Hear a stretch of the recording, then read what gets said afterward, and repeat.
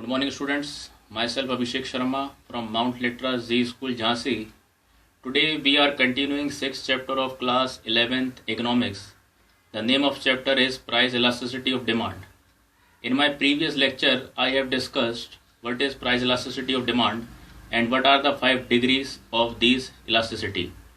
Today I am going to draw a diagram in which I will depict all these 5 degrees and start a new topic, factors which affect ED. So as you are seeing on my whiteboard, I have already drawn an L diagram and I have taken here price and quantity. Now I have drawn this horizontal line which is parallel to x-axis. So here elasticity is infinity. Another I have drawn that is vertical to x-axis or perpendicular to x-axis. Here ED is 0. In between them I have drawn a 45-degree line. Here ED equals to 1. This is unitary elasticity of demand.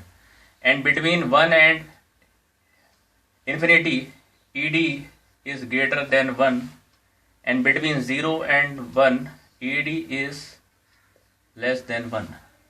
So this is 5-in-1 diagram where I have shown all 5 degrees of ED. Now moving to the next topic, it is factors affecting ED. Basically there are 9 factors as you are seeing in my whiteboard, and we are going to discuss one by one. First is nature of the commodity. If the thing is durable, so there is elasticity. But if the thing is perishable, it is inelastic. You have to sell it. If the goods are having substitute, it is elastic. And if the goods are not having substitute goods, it is inelastic. If the goods having multiple use, so ED will be elastic, like power, coal, water.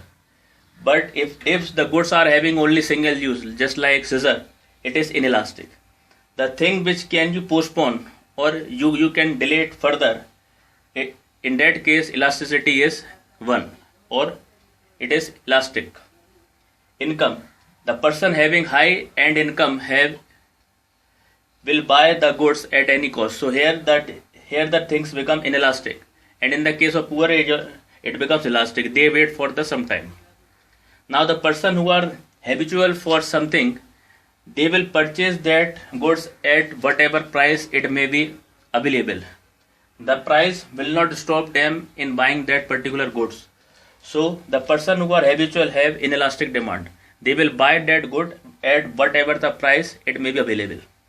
Now proportion. In proportion we have divided 2 segments.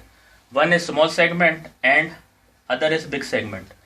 The expenditure which you are incurring in big segment have elastic demand. But in small segment it is inelastic demand. For example, if you are purchasing food grains and suppose the prices of pulses are high, so you can adjust it by purchasing rajma, soya bean and other types of cereals which are substitute for the pulses.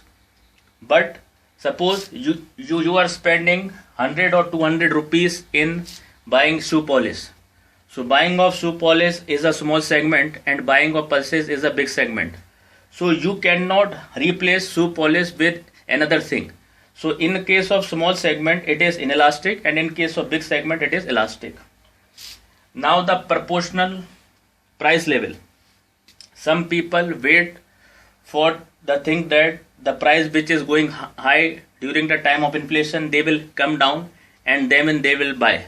So it is elastic, and the person who are doing this are of rational opinion. They wait for the things to go down and then they will buy it.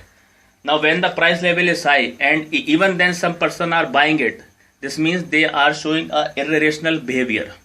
So in that case the thing will be inelastic. Last is time period. When you are buying the things and there is less time to use it, so it is inelastic. And if there is sufficient time to use it, then the demand is elastic. So students, that's all for today. Thank you and have a nice day.